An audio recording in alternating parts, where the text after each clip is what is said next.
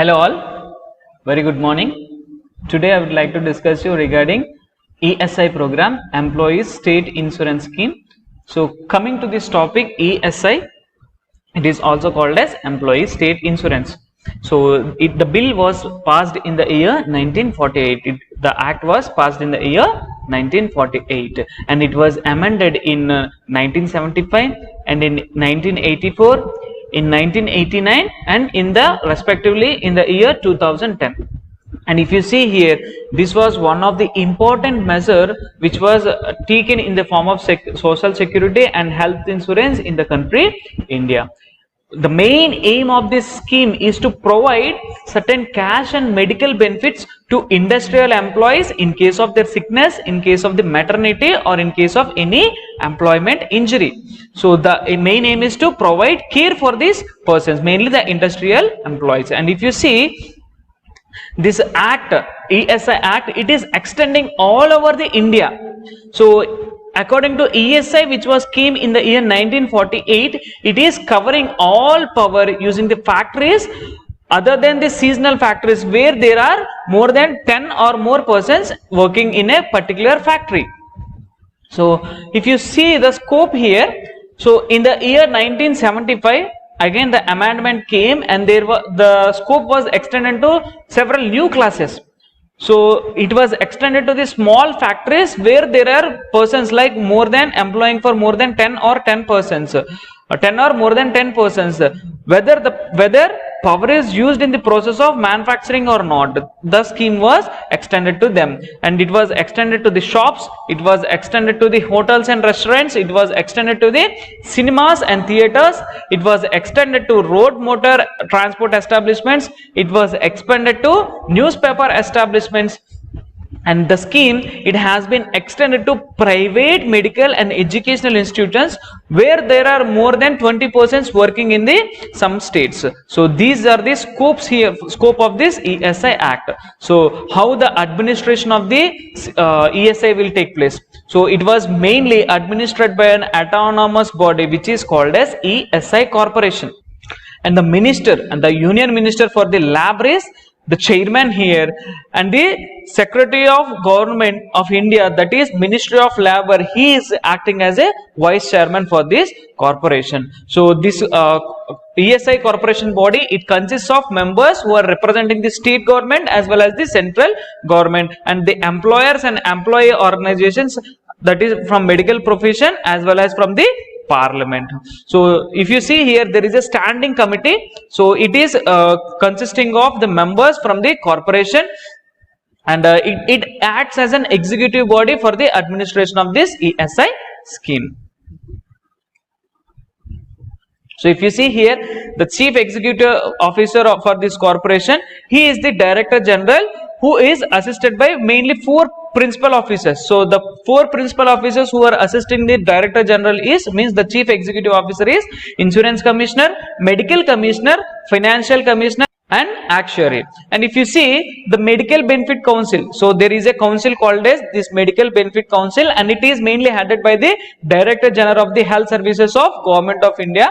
And this person, this Director General of this health services, he is assisted by the commissioner in all kinds of matters which were relating to the medical relief. And if you see here, there is a head office in New Delhi, and beside the head office there were 23 regional offices and 26 sub-regional offices and 2 divisional offices, and it is having 624 branches. And so if you see here, it has given huge number of beneficiaries. So about 720 lakhs by the year 2013 31st 3rd month. So the corporation has set up a widespread network. So it has given different number of outlets, mainly focusing on the benefits of the employees. So if you see here, so the ESI, it is giving coverage about 185 lakh family units. And in this 165 lakh employees are including about 626.79 lakh females. So this is based on the 2013 census, I am saying you. And if you see here, coming to the network, how many ESI hospitals are there? If you see here, there were about 1384, means 1384 ESI dispensaries, and there are over 2100 panel clinics. There were 307 diagnostic centers, and beside these 307 diagnostic centers, there were about 151 ESI hospitals and 42 hospital annexes, and they are having more than 27,000 beds. So these are the hospital units which were available for this ESI scheme. So coming to the finance, so how the finance is coming here. So the scheme is run by the contributions by the employees and the employers. So if you see here, the persons who are working in the state government and the persons who are working in the central government, they are contributing to run this scheme successfully. If you see here, the employer, he will contribute about 4.75% of the total wage bill, and if you see the employees, they will contribute about 1.75% of their wages. And the employees, they are getting employees who are getting daily wages of below 70 are exempted from the payment of contribution. So the persons who are receiving, so the employees who are receiving daily wages that is less than below 70 rupees, these persons are exempted from the payment of the contribution. The next one is, if you see the state government, it is sharing an expenditure on medical care that is about 1/8 of the total cost of the medical care. So what are all the benefits for the employees here? So these are the following benefits. So medical benefits, sick benefits, maternity benefits, disabled benefits, dependent benefits, funeral expenses and rehabilitation allowance. So what are the medical benefits here? So it was given in different patterns. There is a direct pattern and there is an indirect pattern. So coming to the direct pattern here. So if an area is having more than 1000 employee family units, so they are establishing a service dispensaries. So these service dispensaries are full-time and they are having the medical and paramedical personnel available 24 hours a day. And if you see the areas who are having less than 750 family units, so there they are establishing the part-time ESI dispensaries.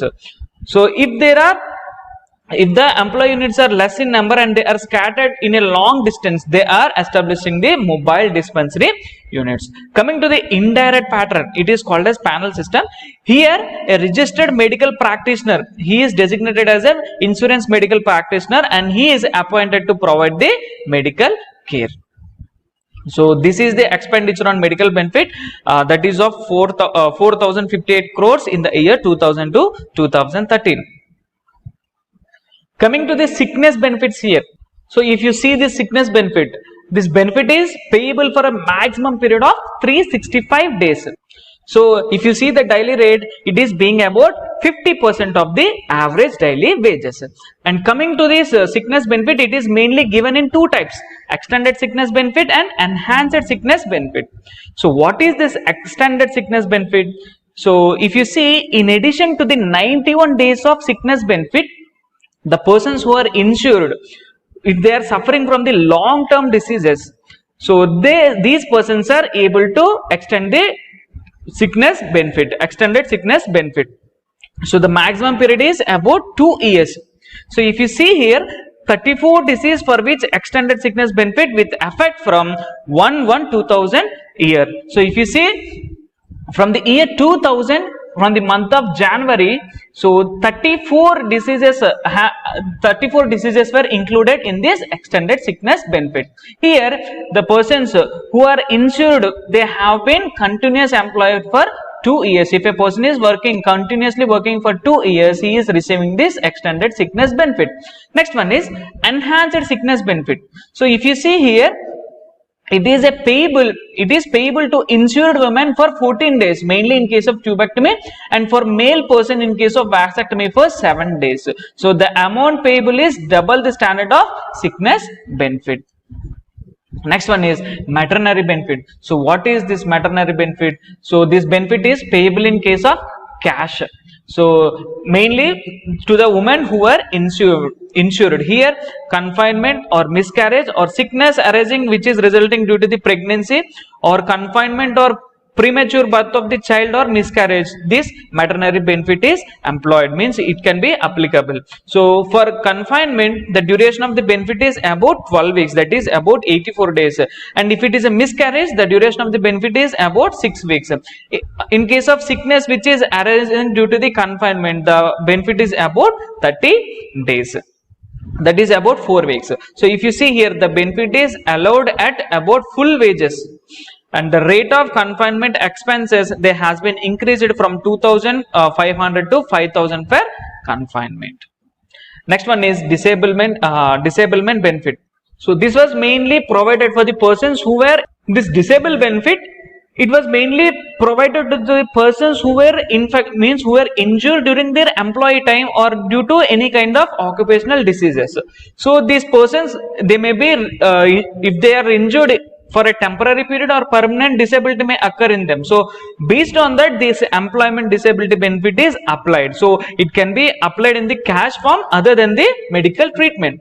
So if a person is disabled temporarily, so about 90% of the wages were given until that disability is gone. And if a person is having the total permanent disablement, so if he is an insured, so this person will get lifetime pension here, and the pension will be depending upon the loss of earning capacity, which is mainly determined by this medical person. So if a person is dying, in case of death of an employee because of the injury which is caused in his duty time, so here if the person is insured, he is eligible for periodical payments, means the dependents, means the family members in his family, they are eligible for periodical payments. So here pension is given at the rate of 90% of the wages that is payable. So it is mainly shared by the dependents in the fixed ratio. They will be getting this pension in the monthly basis, and they will get the share according to the prescribed share. So if you see, if there is an eligible son or daughter, so until the age of 18 years, these persons, they receive the dependent benefits. And if the daughter is getting married earlier before the age of 18, so the benefit will be lost. Coming to the next one, funeral expenses. So when a person dies here because of the industrial injury, so they are getting the cash benefit. So they are mainly they are receiving an amount of 10,000 rupees for the funeral expenses. Next one is rehabilitation. So if a person is permanently disabled or he is getting retired, so if the person pays an amount of 10 rupees, when he is monthly payment of 10 rupees, the insured person and his family, they will continue to get the medical treatment, mainly after the permanent disability and the retirement. So this is the rehabilitation benefit. Now let us discuss the benefits which were related to the employers. Here they are getting an exemption from the applicability of Workmen Compensation Act, which is established in the year 1923. And if you see, they are having an exemption from the Maternity Benefit Act, which was established in the year 1961, and they are also having exemption. So if they are arranging medical allowances for dependent, or if they are arranging medical allowances for their medical care, so they are getting the exemption from the payment of the medical employees. Next one is they rebate under the income tax act, so mainly on contribution which is deposited in the ESI account. And the last benefit they are getting is healthy workforce. So if you see here, on about 6.6 lakh employers were covered under the scheme as on 31st/3/2013. If you see in this ESI Act, there was an program which is called as Rajiv Gandhi Shramik Kalyan Yojana. So this was new Yojana. It was launched for the employees who were already under the ESI scheme. This scheme, what it does is, it is mainly providing benefits to the employees who are unemployed. For example, if a person has worked in a factory, so if he is losing his job because of any kind of closure of the factory or any kind of damage to the factory, if they are fulfilling certain criteria, if they are having the eligibility conditions, these persons are receiving benefits under this Rajiv Gandhi Shramik Kalyan Yojana. So the benefit which is received by these persons is called as standard benefit rate. So it was specified under the rule 54 of ESI rules, which was established in the year 1950. So corresponding to the average of the daily wage, they are giving the benefits to these unemployed persons who are eligible for the ESI scheme. So this is regarding the employment state insurance scheme. Thank you so much for watching. If you like the content, please like, share and subscribe the channel. And if you have any queries, you can drop them in the comment box. Thank you.